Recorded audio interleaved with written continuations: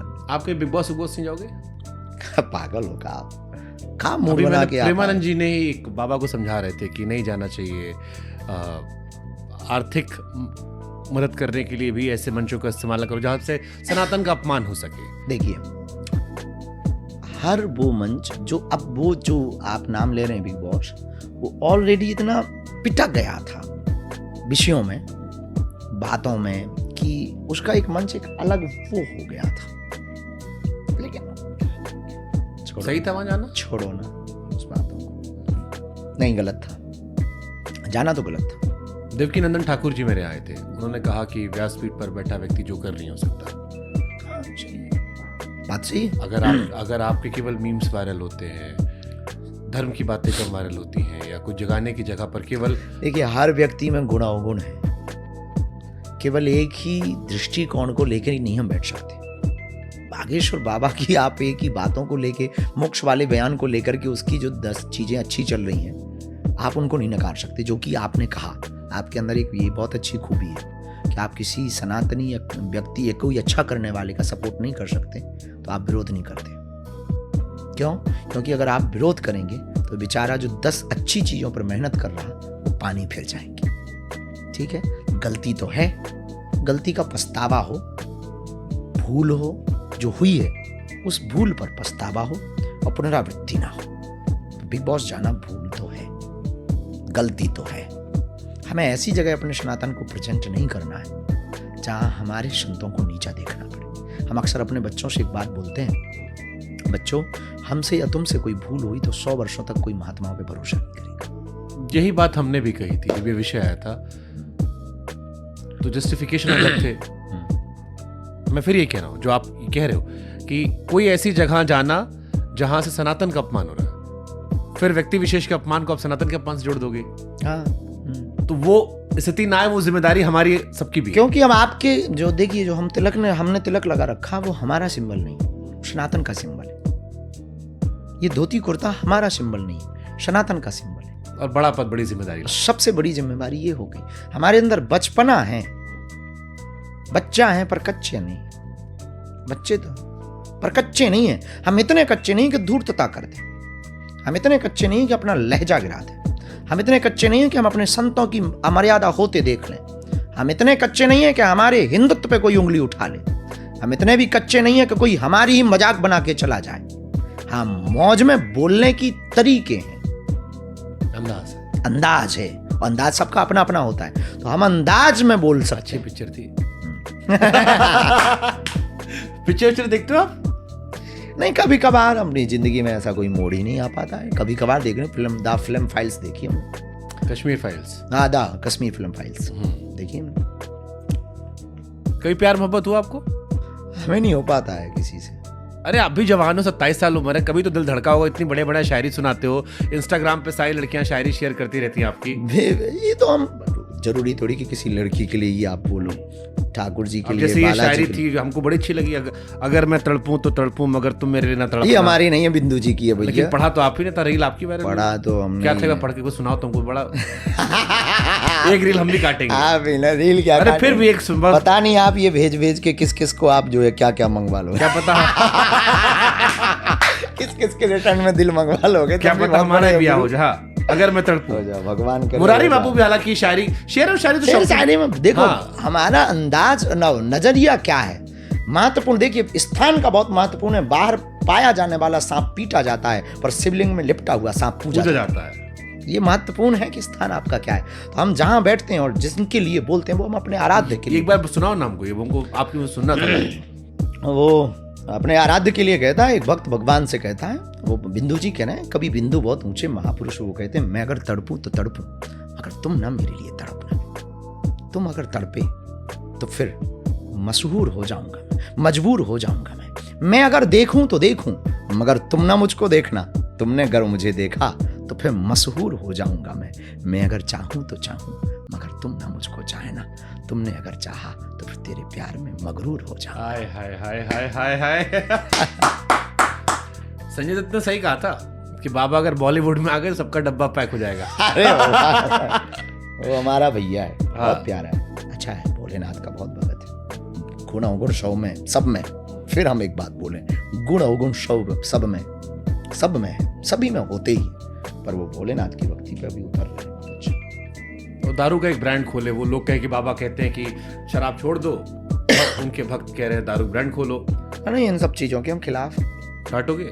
बेझिझक हमारा भाई घर का भैया है, उसमें कोई संदेह थोड़ी है। कुछ भी ऐसा उल्टा फुल्टा करते हैं हम बोलते हैं उनको। कान पकड़ लेते हो? नहीं, कान तो नहीं पकड़ते। एक वो छोटी बच्ची वाली बड़ा भीड़ वाला होता है, बच्ची नहीं हम अयोध्या में क्या नाम था, महंत है? अरे आपकी रील बड़ी अच्छी वायरल होती है, देखिए आपने? नहीं, अच्छा, महंत सूरज दास जी। अरे वो तो आपके ही किसी पत्रकार महोदय ने गजब रील है, लेकिन वो बच्ची नहीं है हम। अच्छा, पता नहीं हमारी चीजों को मीम्स में लेते हैं क्या लोग? नहीं, ये तो पॉजिटिव में था। अच्छा सर, ये तो सनातनियों दिखाते हैं उसकी आंखों से लेजर लाइट निकाल के कि ये सनातन का प्रकोप, वो प्रकाश प्रताप है कि देखिए जलवा जलाल है ये। उसमें वो तो बड़ा पॉजिटिव गया कि उससे कहा गया ये छोटी बच्ची महाराज सत्य का बच्ची नहीं है। वो सही भी है। हाँ, वो एक तो महंत भी है, दूसरी बात हाइट देख करके और डाइट देख करके लोगों में ये भरोसा नहीं करना चाहिए। तो कई बार ना लोग हमारी उम्र देखे, कितने साल हो, 27 साल के हो, तो हम कह देते हैं भाई उम्र 27 है, अनुभव हो सकता है 47 का हो, आजा। सहमत। कौन सा शहर पसंद है आपको? बागेश्वर। चलो रैपिड फायर खेलो। ओके, बिहार वाले आपको बड़ा प्यार करते, क्यों करते इतना बिहारी आपको प्यार? बिहार गए थे, पूरा जाम लगवा दिए थे एकदम आप? नहीं, अभी भी कभी भी जाते हैं तो बहुत प्रेम है। बिहार के पीछे हमारा सबसे बड़ा कारण एक तो बुंदेलखंडी भाषा और बिहारी भाषा मिलती जुलती भाषा है, और दोनों लगे हुए बॉर्डर हैं बिहार हमारे लिए। और दूसरा, कुछ बिहार के संतों को हमने बहुत पढ़ा, जैसे बक्सर वाले नारायण दास भक्तमाली जी महाराज, उनकी भजन हम बहुत गाते हैं बिहारी भाषा में, तो हमें वो बहुत प्यारे लगते हैं। बिहारी बोलना आता आपको? नहीं, भोजपुरी उतना तो नहीं, पर थोड़ा थोड़ा काम चला ले, हल्का फुल्का। का हाल बा, कैसन बा, रघुआ ठीक बानी, ऐसे तो थोड़ा थोड़ा सब बोल। गुजराती में केम छो, તમે કેમ છો, શું નામ છે, કેમ છો, મજામાં, ખૂબ સરસ છે, બધાનું કેમ છે। तो ऐसे तो थोड़ा थोड़ा सब बोल देते हैं। जबरदस्त। अच्छा, ढोंगी बाबा कैसे पहचाने? बाबा कोई जैसे बाबा है जो भगवान की पूजा ना करवा के अपनी पूजा करवाए वो ढोंगी है, शुद्ध सीधी बात। और बताओ तो कौन ढोंगी बाबा है? जैसे साईं जी को आपने कह हम दिया। किसी को नहीं कह सकते। आपने साईं जी को कह नहीं, दिया? हमने ऐसा कुछ भी नहीं बोला। हमने साईं भगवान ने? नहीं, ढोंगी होगी हमने नहीं बोला है, आप हमारा गलत प्रचार मत। साईं भगवान है? हमने भगवान मानने को हमारे शंकराचार्य ने नहीं माना था। पूर्व शंकराचार्य परम पूज्य गोलोकवासी श्री स्वरूपानंद सरस्वती जी महाराज जी ने कहा था कि वो भगवान नहीं है, तो हमने तो अपने शंकराचार्य की बात को कोट किया था। ठीक बात। जीवन का अंतिम उद्देश्य क्या है? भगवत प्राप्ति और जिंदगी से जिंदगी का राज पाना चाहिए, जिंदगी को जिंदगी में मुस्कुराना चाहिए, जिंदगी में जिंदगी की गर शर्त मंजूर ना हो तो जिंदगी को जिंदगी से रूठ जाना चाहिए। जब तुक बंदी करते हैं, यहाँ वहां से यहाँ अंदर एक शायर है। नहीं, शायर नहीं, हमेशा से बचपन से ही हमारे अंदर में ये तो है। कोई क्वेश्चन बोलेगा या उत्तर बोलेगा तो उसके पीछे से वो आता है, पता नहीं भी बोलेंगे तो अगर कोई बोल भी रहा होगा ना, चुप भी रहेंगे तो अंदर ही अंदर आएगा। नहीं, इसका जब ब्याह होगा भाभी जी खुश रहेंगे, रोज सुनाते रहोगे उनको। काहे को भैया। चमत्कार क्या है? विज्ञान से परे? न्यावा, जान लेना ज्ञान है, प्रकट कर देना विज्ञान है। धीरेन्द्र कृष्ण शास्त्री जी पर चमत्कारी है? न्यावा चमत्कारी नहीं है, बिल्कुल भी नहीं है। वो केवल जो है सनातन हिंदुत्व के प्रचार के लिए हनुमान जी की जो अष्ट सिद्धियां हैं उनके महिमा का बखान करते हैं। जो आध्यात्मिकता पर विश्वास नहीं करते उन्हें क्या संदेश देंगे आप? कुछ भी नहीं, यही देंगे कि जिंदगी का एक मोड़ ये भी है, अब आप आइए, लौट करके कभी ना कभी तो आना ही पड़ेगा। मरते हुए अल्बर्ट आइंस्टीन ने कहा था कि किसी ने पूछा कि आपको दोबारा जन्म मिले तो ऐसी कोई रिसर्च या खोज बाकी रह गई जिसको तुम पूर्ण करना चाहते हो, अधूरी रह गई हो। तो अब उसने कहा था कि यस, मेरी एक खोज अधूरी रह गई है जिसको मैं खोजना चाहता हूँ। वो ये रह गई, जिस खोज की दम पर मैंने इतनी खोजें की वो कौन सी खोज थी, उसके बारे में जानना चाहता हूँ।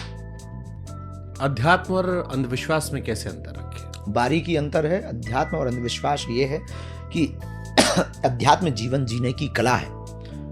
अध्यात्म जीवन जीने की एक कला है, मानवों की आचार संहिता अध्यात्म है। लेकिन अंधविश्वास क्या है? बिना जाने हुए उसी की बातों को सब कुछ मान लेना अंधविश्वास। भूत प्रेत होते?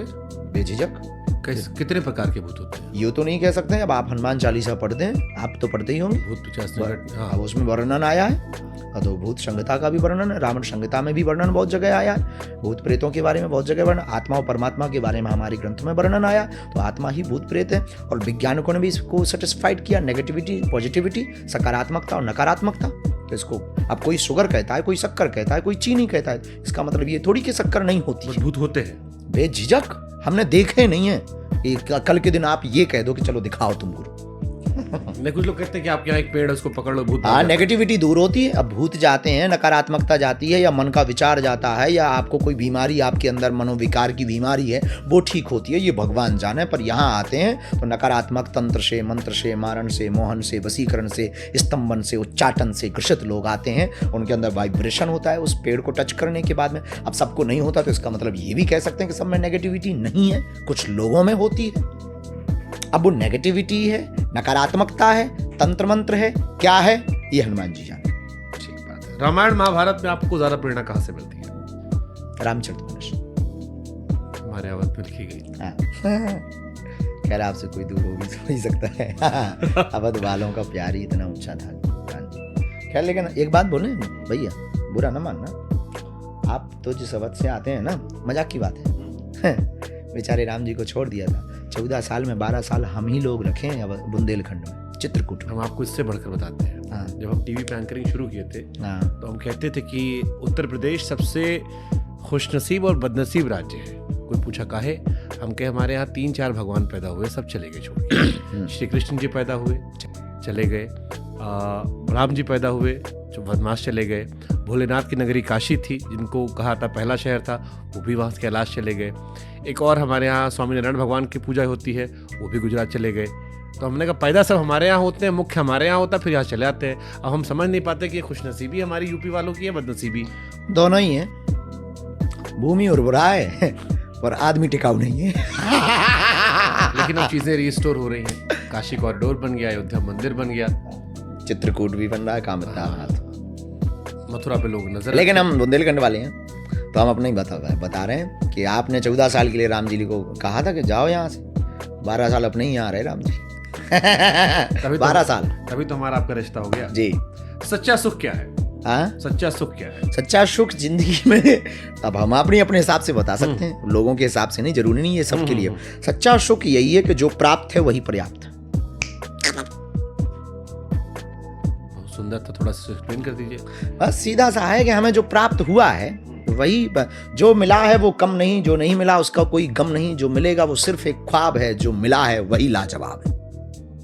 बहुत सुंदर। सालासर, मेहंदीपुर और बागेश्वर, तीनों जगहों पर बालाजी हैं। हाँ। समान है, अलग है, क्या क्या इनमें से सिमिलरिटीज है? एक रूपता है, एक रूपता, यूं मान के चलिए 1 की 3 फोटोकॉपी है कि प्रेतराज सरकार यहाँ भी है, प्रेतराज सरकार मेहंदीपुर बालाजी में नकारात्मक शक्तियों वाले वहाँ भी जाते हैं, शालासर बालाजी में भी जाते हैं, वहाँ भी एक समाधि वाले बाबा की महिमा है, यहाँ भी सन्यासी वाले बाबा की महिमा है, वहाँ भी हम अलग अलग से बताएं तो लोगों को समझ में आएगा। तीनों एक रूपता है। मेहंदीपुर बालाजी तो शालासर में भी बालाजी और बागेश्वर में भी बालाजी। मेहंदीपुर बालाजी में एक संत हैं समाधि वाले बाबा, तो सालासर में एक संत हुए मोहनदास बाबा, तो बागेश्वर में एक संत हुए सन्यासी बाबा। वहां भी प्रेतराज सरकार, यहां भी प्रेतराज सरकार, और वहां भी प्रेतराज सरकार। वहां भी बालाजी का ही दिव्य रूप है, यहां भी बालाजी का ही दिव्य रूप है, और वहां भी मेहंदीपुर में भी बालाजी का दिव्य रूप है। तो बागेश्वर, शालासर और मेहंदीपुर तीनों एक रूप है। और हमें लगता है कि ये कली काल के हनुमान जी के प्रत्यक्ष रूप में, बालाजी के रूप में जो स्थान कहे जाएंगे, ये तीनों की एक रूपता भक्तों की जन कल्याण करने के लिए हनुमान जी इस रूप में प्रकट भये हैं। हवा तो सब जगह, पर पंखे के नीचे ज्यादा लगती है, उसी प्रकार हनुमान जी सब जगह हैं। संत जहां तपस्या करते हैं वहां विशेष रूप से कृपा करते हैं। सहमत है। हमारे हनुमानगढ़ी में भी कहते हैं कि हनुमान जी ऊपर, टीले वाले हनुमान जी। जल पी सकते हैं। हाँ, हरे सब आप ही का शो है। आप ही के दर्शक है जो देखने वाले हैं, जो इतना देर देखेंगे वो आपको पीते, हंसते, बोलते सब सुनेंगे। कई आपके मित्र हैं जिनके बारे में चाहूंगा कि आप कुछ बताइए। पहला नाम इंद्रेश उपाध्याय जी। अच्छे हैं, सरल हैं, और सबसे बड़ी बात है कि उनसे हमको असहजता महसूस नहीं होती है। मित्र भी हैं, भाई भी हैं, और एक दूसरे को सीखने और सिखाने की जो उनके अंदर वो भाव है, महाराज जी आप ऐसा करो, महाराज जी आप इनको भी मिलो, महाराज जी आप इनको भी बात किया करो, महाराज जी आप ऐसे भी करिया करो। फिर हम अच्छा महाराज जी आपने ये कहा था हम ये करें, अच्छा हमने अब ऐसा किया, अब हमने ठीक किया। ये सहज सरल व्यक्ति है। हाँ खैर, लेकिन हम ये बता दें वो सबके लिए ऐसे खैर देखने के बाद में कहीं हम लोगों में बुराई ना हो जाए। आपने तो उनको नीतीश कुमार बना दिया सब। ना ऐसा मत कहो। हमारे लिए वो खैर सबसे ज्यादा प्रिय। हमको भी प्रिय, यही तो बात आप कह रहे हो। ठीक है, अगला नाम पुंडरीक महाराज। बहुत अच्छे हैं, उनसे भी हमने बहुत सीखा जीवन में। परसों ही आए थे और उनके युवा कथावाचकों में शब्दों का भंडार किसी के पास है तो आचार्य पुंडरीक गोस्वामी जी के पास में। एक तो परंपरा से व्यास है, दूसरा 35वीं पीढ़ी, और तीसरा दूसरा ब्रजवासी, ठेठ ब्रजवासी, अल्लड़पन भी है, ये भी है। तो जो है ना वो बहुत अच्छा है। और जो शब्दों को बोलने, प्रेजेंटेशन क्या होनी चाहिए, वो तो हमने बहुत सीखा है और हमारी खूब बनती है। आप दोनों एक मिजाज के भी हो, दोनों मुंह पे बोल, नहीं वो गंभीर है। नहीं हम ज्यादा बोलते हैं। तो हो सकता है आपसे दोस्ती कब हमसे ज्यादा होगी, ऐसा हो सकता। ये हो सकता नहीं, ऐसा भी नहीं हो सकता, हमें भरोसा है अपने प्रेम पे। क्योंकि याद तुम किसी ना किसी से हमारी लड़ाई करवाने के मूड में आए हो। नहीं। चलो आगे पूछो। रामभद्राचार्य जी, अब परम पूज्य रामभद्राचार्य जी। वो तो गुरुदेव भगवान हमारे जीवन में छत्र छाया किसी की है। जब हम विवादों में फंसे, कोई अगर सामने सबसे पहले आए, गुरु आए, और यही हमारे जीवन का सौभाग्य था, यही हमारे जीवन का चंद्रमा था, यही हमारे जीवन का गोल्डन टाइम था कि हम पे विवाद आए और हमारे गुरु ने मंच से ललकार के कहा कि हाँ धीरेन्द्र मेरा चेला है। तो बस हो गया काम। हम उतनी सेवा नहीं कर पाते, ये दुख है हमें। हमारे गुरु भाई आचार्य रामचंद्र दास जय भैया, वो तुलसी पीठ के उत्तराधिकारी हैं, वो खूब सेवा। हम कई बार उनसे जलते हैं कि तुम भाग्यशाली हो, तुम्हारी प्रातःकाल भी नमो राघवाय से होती है और गुरुदेव भगवान की विश्राम भी तुम्हारी नमो राघवाय से होती है, और हम नहीं कर पाते। ये हमें दुख है कि हम अपनी, चूंकि इतनी यहाँ माया फैल गई, इतने प्रपंच हो गए, बहुत जिम्मेवारी बढ़ गई। बेटियों की जिम्मेवारी, हिंदुओं की जिम्मेवारी, कैंसर हॉस्पिटल की जिम्मेवारी, कन्या विवाह की जिम्मेवारी, अन्नपूर्णा की जिम्मेवारी, धाम की जिम्मेवारी, दरबार की जिम्मेवारी, कथा की जिम्मेवारी और हिंदुत्ववादी टीमों की जिम्मेवारी। तो ये जिम्मेवारियों के कारण फिर भी जब भी मौका मिलता है बहुत समय गुजारते गुरुदेव के पास, और जो भी गुजारते वो ऐसे गुजारते हैं अब वहाँ पहुँचने के बाद, उसमें पहुँचने के बाद फिर ऐसा लगने लगता है कि अब करना ही क्या है। जैसे होता ना कि अब दूल्हा जो बना हो तो टेंशन उसको होती है, बराती तो फुल नागिन डांस करते हैं। क्या उसे टेंशन नहीं, दूल्हे को बड़ी टेंशन होती है कि कुछ एक्शन गलत ना हो जाए, कोई गलत ना कह दे, कपड़े ऐसे ना हो जाए, फोटो गलत ना आ जाए, कुछ पागल ना कह दे में, तो वो बड़ा असहज महसूस रहता है। पर पूरे बराती रहते हैं सहज, हाँ चलो नागिन डांस हो जाए। आपसे मिलने का तरीका क्या है, किसी व्यक्ति को आपसे मिलना हो? बहुत सरल है, लोगों ने बहुत कठिन बना रखा हमारा। एक तो दरबार लगते ही है, जहाँ लगता है वहाँ आ जाइए। दूसरा धाम पे लगते ही है, और रोज शाम को हम लगभग 1 से 2,000 लोगों को विभूति बांटते हैं। आप सुन के परेशान होंगे, शायद बताया हो किसी ने, 18 आवर्स वर्क करते हैं मिनिमम। कभी थक जाएं, कुछ ऐसा हो जाए तो बात अलग। हाँ, जरूरी नहीं कि कुछ ऐसी बैठकें हो जाती हैं, धाम की बैठक, प्रशासन की बैठक, मंडल की बैठक, समिति की बैठक, धाम व्यवस्था की बैठक, तो बात अलग है। लेकिन प्रतिदिन 18 आवर्स वर्क करते हैं। जबरदस्त पुरुषार्थ। वीआईपी कल्चर है यहाँ पे भी कि वीआईपी व्यवस्था को मिलना हो किसी को? कुछ ले दे के नहीं मिल सकते हैं, बस आपके मान सम्मान और पद प्रतिष्ठा का ख्याल रखा जा सकता है। वैसा नहीं कि सारा पैसा तो जल्दी नहीं, पैसा लेते ही नहीं है, दोगे क्या खाक? आप दिए नहीं। यहाँ पूछ लीजिएगा, यहाँ भगवान, खैर भगवान की बड़ी कृपा है। मुझे व्यक्तिगत तौर पर बड़ा लगता है कि हमारे धर्म में वीआईपी कल्चर के खिलाफ तो हम भी हैं, बहुत डेंट दे रखा है, बहुत खिलाफ है हम। और खास तौर पर जो पैसा वाला वीआईपी कल्चर, जैसे एक तो होता जरूरत वाला कि कोई बड़ा प्रतिष्ठित व्यक्ति आ गया या कोई ऐसा व्यक्ति उसकी प्रतिष्ठा कहाँ, ठीक है, सुरक्षा के लिहाज से, प्रतिष्ठा के लिहाज से, सेहत के लिहाज से, वो समझ। बस हमारे लिए 3 ही महत्वपूर्ण है। किसी की तबीयत खराब है या वो बहुत मुसीबत में है या कोई देश का क्वेश्चन लेके आया तो उसको हम अलग से कमरे में टाइम देते हैं जो देश के लिए हितकारी होगा। दूसरा, उसकी सुरक्षा और उसकी सिक्योरिटी और उसकी पर्सनल डिटेल्स समाज में ना जावे तो उसका सम्मान बचा रहे तो हम पर्सनल टाइम देते हैं। तीसरा, जो भी हमारे पास आंसर लेने आते हैं, उत्तर लेने आते हैं, मार्गदर्शन लेने आते हैं, अपनी बात पूछने आते हैं, वो बात जरूरी नहीं उसको अगर असहजता महसूस हो गए और उसको उसके कारण कई दुश्मन खड़े हो जाएं तो इन 3 कारणों से हम जरूर एकांतिक मिल लेते हैं। पर उसमें ऐसा है कि केवल वही भर नहीं, हमारे यहाँ तो सभी मिल लेते हैं ऐसे। आप लाखों फोटो ऐसी देखेंगे कि जिसकी गांव का सरपंच भी हमारे कक्ष में आके मिल लेता है। सुंदर। हमने आसपास बहुत लोगों से पूछा कि यहाँ कई लोग पर्चा बनाते हैं, इस इलाके में आसपास हमने सुना, लेकिन आप पर विशेष कृपा रही। क्या लगता है क्यों ऐसा हुआ? हमको ये कहना नहीं चाहिए, पता नहीं, पर्चा वाली चर्चा हम बहुत कम सुन पाए। अच्छा, एक बड़ी धारणा है कि इस इलाके में धीरेन्द्र शास्त्री जैसे सैकड़ों लोग हैं जो सेम पर्चा बनाते हैं, लेकिन आप फेमस हो गए। नहीं, ये बात शायद वो पता नहीं ऐसा क्या है, हम उन लोगों के बारे में बहुत जान नहीं पाए, समाज को भी पता नहीं लगा और शायद पर्चा की चर्चा बहुत ज्यादा दिनों पुरानी तो नहीं कह सकते, ऐसी कुछ बहु चर्चा में तो 4-5 साल। असहज करती है पर्चा वाली चर्चा आपको? वो तो देखिए, हमको अपनी बात आप तक पहुंचानी है और आप कैसे सुन पाएंगे, बस इसका एक तरीका है। खुल के बात बता रहे हैं, हमें हिंदुओं तक अपनी बात पहुंचानी। ईसाई क्या करते हैं? पोप का स्टेटमेंट चला गया पूरी दुनिया में। नहीं, उन्होंने एक नया ट्रेंड निकाला है, चंगाई सभा करते हैं। चंगाई सभा में करते क्या है? वो जो हुलुलुलु होता रहता है, हाँ देखा हमने। अब इसका तोड़ क्या है? जागरूकता। नो, कितने लोगों ने नहीं की। इसका तोड़ एक ही है, जहर को जहर काटता है। अपन ने सोचा कि हमारे पास, चूंकि ये तो था ही, पद्धति तो थी ही, शायद ये भविष्य में कोई आपसे क्वेश्चन पूछेगा कि आपके दिमाग में पर्चा ही क्यों आया।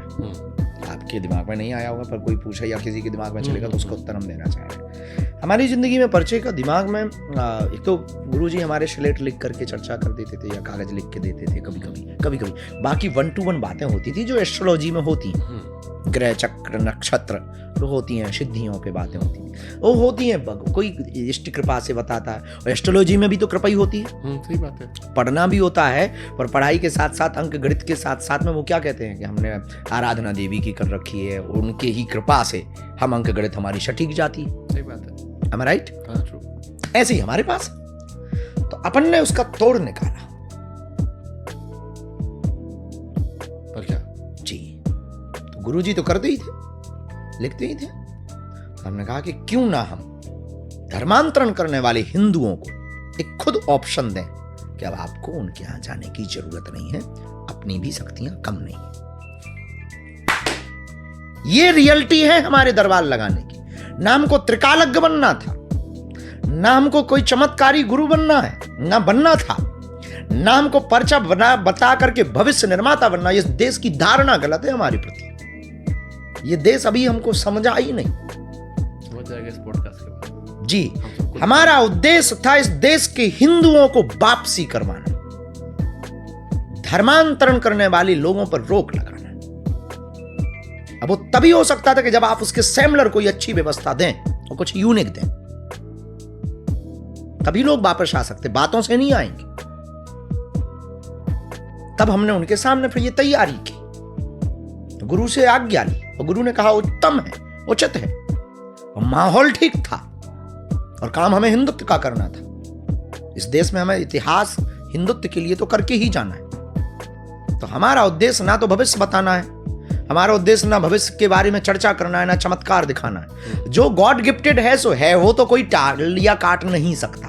अब जो है बहसें कुछ भी हो सकती, आप डिबेट कर सकते हैं हमारे बारे में, आप कमेंट कर सकते हैं हमारे बारे में, पर जो हमारे पास है आप उसको तो नहीं काट सकते ना। अब हम दरबार लगाते हैं तो लगाते हैं, अब वो नहीं कट सकती ये बात। अच्छा, एक क्वेश्चन मिस कर देता हूं क्योंकि समय भी ज्यादा खत्म हो रहा है। माइंड रीडिंग और सिद्धि में अंतर क्या होता है? बहुत जमीन आसमान। माइंड रीडिंग में अध्ययन का खेल है, आपको पढ़ना पड़ेगा, माइंड के बारे में पढ़ना पड़ेगा।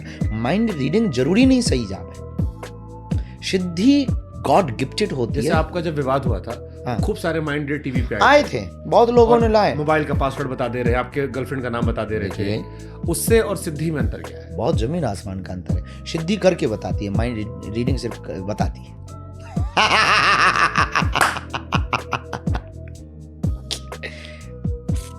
करके बताने में और केवल बताने में जमीन आसमान का अंतर है। थोड़ा सा इसको एक्सप्लेन कर दीजिए। हमारा मतलब ये है कि ठीक है, प्रश्न तो आपको भी पता है कि आपकी परेशानी क्या है, ये तो आपको भी पता है कि आपके पिताजी का नाम क्या है। ये जानने के लिए अगर आप आए तो आप उल्लू। सही बात है। जिस बाप से आप पैदा हुए वो तो आपको भी पता है। ये महत्वपूर्ण, आप आए किस लिए हैं ये भी महत्वपूर्ण नहीं, वो हो जाए महत्वपूर्ण है। ये सिद्धि है, केवल पता लगे वो बागेश्वर धाम पे होता है। ये जो लाखों की, जो आज हजारों की भीड़ है जो बाहर हैं, ये पागल थोड़ी हैं, इंटेलेक्चुअल भी हैं। और यहाँ पर केवल वो नहीं, आप देख कर चौंके, फॉरेनर्स हैं, एनआरआई है, एक दो उल्लू हो सकते। और फिर लगभग 18 से तो टीवी पे हम आ ही गए थे। अब आज शायद 24-25 चल रही है। टीवी का नाम लिया तो आखिरी सवाल, अध्यात्म और मनोज जी की क्या भूमिका आपके जीवन में है? देखिए, जिंदगी में टीवी का तो बहुत भूमिका तो रही है। बातों को अध्यात्म, संस्कार, मनोज त्यागी, ये तीन अच्छा नाम, ऐसा पूछ रहा तीन नाम आपके इर्द गिर्द जुड़ता है। हमारी अध्यात्म तो प्रारंभ से ही था। फिर ये आए तो बोले हमको आपका लाइव करना है, तो हम काम पे तो पैसे नहीं है और हम ऐसे वैसे भी नहीं है, पैसे भी नहीं है, ऐसे वैसे भी नहीं।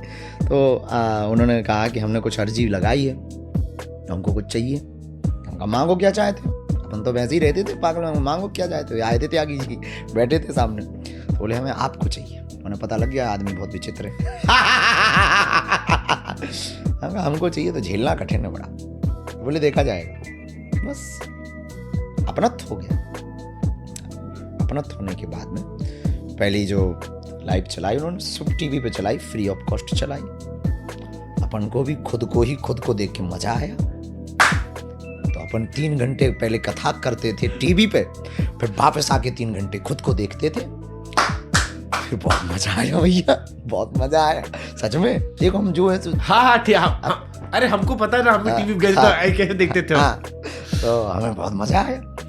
फिर अपन दूसरे दिन से थोड़ा गंभीरता से बैठने लगे कि यार टीवी में कल हाथ ज्यादा लंबे फिक गए थे। बस वो तो उनकी लीला थी बालाजी की, उन्हें करना था कुछ बड़ा। हमारी जिंदगी में गुरु का बड़ा हाथ था, गुरु का हाथ बहुत है। हर पल उन्होंने जो करवाना चाहा। अभी हम आपके पॉडकास्ट पे कह के विराम कर रहे हैं कि अभी हम रुकेंगे नहीं, झुकेंगे नहीं, मुड़ेंगे भी नहीं। हर कदम हमारा हिंदुत्व और हिंदू राष्ट्र के लिए, चाहे जो हो जाए, हमें लाख गाली मिले, चाहे तुम लाख कोस हो, चाहे हमारे खिलाफ 50 नहीं लाखों वीडियो बनाओ, हम जब तक मर नहीं जाएंगे तब तक इस देश के हिंदुओं को जगाते रहेंगे, हिंदुओं के लिए जिएंगे, हिंदुओं के लिए मरेंगे और हिंदुत्व का ही काम करके जाएंगे। हम ये नहीं कहते हैं, पर कभी भविष्य में अगर भगवान ना करे हिंदू उजड़ेगा और आने वाली पीढ़ी पूछेगी, तो कम से कम ये तो नहीं कहेगी कि जब देश उजड़ रहा था, हिंदू उजड़ रहा था, तो हम झकनी मार रहे थे, तो हम दहाड़ रहे थे, पुकार रहे थे, ललकार रहे थे। जितनी क्षमता थी हमारी, क्या आवश्यकता। आप बताओ, हम साल भर 18 घंटे बिना जागे, बिना सोए 18 घंटे मेहनत करके कुछ भी 2, 5, 10 रुपया मिलता है, या जो भी चढ़ोतरी दे देते हैं, मांगते तो है नहीं, कोई फीस तो फिक्स है नहीं है दरबार की, और उसको बेटियों के विवाह में लगाएं। हमें क्या पड़ी है कि हम भंडारा निःशुल्क करवाएं, तुम्हें दरबार भी लगाएं, तुम्हें चमत्कार भी दिखाएं, तुम्हें आशीर्वाद भी दें, तुम्हें मार्गदर्शन भी दें, तुमसे फीस भी ना लें, पर्चा भी हम अपना दें, भभूति भी हम अपनी दें और भंडारा भी हम अपना दें। हमें क्या जरूरत पड़ी है? अच्छी खासी कथा करते, जिंदगी जीते, टाइम से सोते, टाइम से उठते, 6 किलो वजन क्यों करते? हम क्यों 190 किलोमीटर पैदल चलते? हमें क्या पड़ी? क्या वायरल होने के लिए? वायरल तो हो ही चुके हैं। क्या पैसे कमाने के लिए? पैसे तो यहां पर खर्च हो रहे हैं, किसके लिए? किसके लिए जी रहे हैं? किसके लिए बेटियों का विवाह कर रहे हैं? रातों भर तैयारी कर रहे हैं, टेंट लगा रहे हैं, लाइटें लगवा रहे हैं, सामान कहां से आना चाहिए, किसके लिए कर रहे हैं? किसके लिए हम जी रहे हैं? और हमारा इससे फायदा क्या? कैंसर हॉस्पिटल में गरीबों को, दीनहीन को कथा करके हमने प्रण लिया है कि कथा करने से जो भी आएगा वो हम हॉस्पिटल में दीनहीन गरीबों का निःशुल्क इलाज कराएंगे। किसके लिए? ना तो हमें नेता बनना है, ना तो हमें राजा बनना है, ना तो हमें तुमसे सम्मान पाना है। कौन कौन इलाज करा जाएगा ये भी जरूरी थोड़ी है। हम उससे सम्मान लेने बैठे रहेंगे क्या? किसके लिए? हम अपने लिए कर रहे हैं। हमारी इसमें पड़ी क्या है और हम चाहते ही क्या है? हम क्यों गालियां खा रहे हैं मुसलमानों की? हम क्यों गालियां खा रहे हैं सेकुलर लोगों की? हम क्यों टारगेट पे धमकियां दी जाती हैं? परिवार का निकलना मुश्किल हो जाता है। एक छोटी सी जवान फिसल जाए तो लाखों हिंदू ही हमारे गाली बकते थे हमें। किसके लिए? अपने लिए थोड़ी कर रहे हैं। कर तो हिंदुत्व के लिए ही रहे और करेंगे भी उनके लिए। तो भैया लोगों को समझ में इसलिए नहीं आ रहा क्योंकि लोगों को अपनी अपनी भावनाओं से दिखाई पड़ता है। उन्हें एक पक्ष दिखाई देता है, दोनों पक्ष थोड़ी दिखाई देते हैं। आप सुन के चौंकेंगे कि एक एक दो दो घंटे इस बात पे हमारे चले जाते हैं कि कोई बच्ची मुसलमान के साथ भग जाए तो उसको सिर्फ वार्तालाप करने में और समझाने में 2-2 घंटे लगते हैं। गुस्सा होना पड़ता, चिल्लाना पड़ता, खुद का बाप बाप को पैसा देना पड़ता कि तुम यहीं रहो, हम हैं। किसके लिए? घर वापसी कराने के लिए कई लोगों को मकान बनवा के देना पड़ता है। किसके लिए? क्या जरूरत है घर वापसी की? हमें क्या लेना देना? हम क्यों ये मोल लें? कुछ ना कुछ तो होगा अंदर, कुछ ना कुछ तो ज्वार होगा। किसके लिए हम ये गालियां सह रहे हैं? क्यों सहेंगे? मंडलों की बैठक कर रहे हैं, उन्हें चाय पिला रहे हैं, उनको गाड़ियां लगाते हैं। किसके लिए? क्यों? आखिर क्या है? बनांचल में आदिवासियों के बीच में हम कथा करने अपना टेंट लगा के जाते हैं, खुद का भंडारा करते हैं, खुद उनको यजमान बनाते हैं, मंच पे बुलाते हैं। अभी 19 जनवरी को यहाँ पर आदिवासी जनजागृति सम्मेलन रखा, उन्हें बसें लगवाई, उन्हें बुलाया, उनकी कुरीतियों के बारे में चर्चा की, उनकी समस्याओं पर चर्चा की और समाधान पर चर्चा की। किसके लिए? हमें क्या पड़ी? हमारे तो अपने ही संत हमें गाली बकते, फिर भी हम जवाब नहीं देते। क्यों? अगर हमने जवाब दे दिया तो सनातन पे लोग फिर मजाक बनाएंगे। मुसलमान कहेंगे पहले दोनों ही निपट लो फिर हमसे निपटना। किसके लिए? हमें क्या पड़ी है? हम आपसे पॉडकास्ट पे इतनी बहस कर रहे हैं, किसके लिए? आते अपनी मस्ती से देते, अपनी बात रखते, जिनको प्रचारित करना होता वही प्रचार वाली बातें भर बोलते और निकल चलते। पर क्यों हम ये चर्चाएं कर रहे हैं? क्यों हम आपके साथ में 2-2 घंटे बैठे हैं? क्यों इंटरव्यू दे रहे हैं? क्या सिर्फ वायरल होने के लिए? No, never. हम इस देश के हिंदुओं को बचाना चाहते हैं। हम चाहते हैं कि इस देश में हमने उजड़ते हुए घर देखे हैं कि एक घर की बिटिया किसी मुसलमान के साथ चली जाए, पूरा घर टूट जाता है। घर तो छोड़िए, आने वाली पीढ़ियों पर कलंक लग जाता है। गांव में कोई पानी नहीं पीता है। अभी भी गांव में जातियों के नाम पर बैठाया नहीं जाता है, पूछा नहीं जाता है। अभी भी अंगड़े पिछड़े के नाम पर यहाँ घोड़ों पे नहीं बैठने देते। किसके लिए?